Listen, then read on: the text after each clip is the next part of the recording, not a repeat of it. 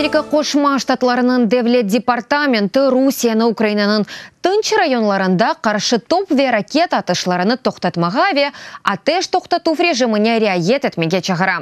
Департаментның спикері Хезер Нойер деген акебі Кошма Штатлар зулум кергенлемешмесінден ве Украинаның шарқи қысмында гуманитар вазиетнің бетерлешмесінден қасевет еті.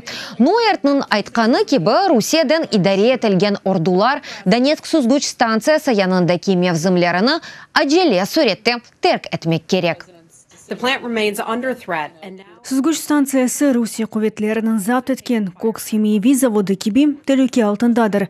Шirketlер тахминен 345 bin insanı тымы су, электрик ве меркези қыздыру фәлетімінлей. Қышның ең қызғын вақтында бірінің су ве меркези қыздыруының берілмесіне кедер еткені ақылға сығмай.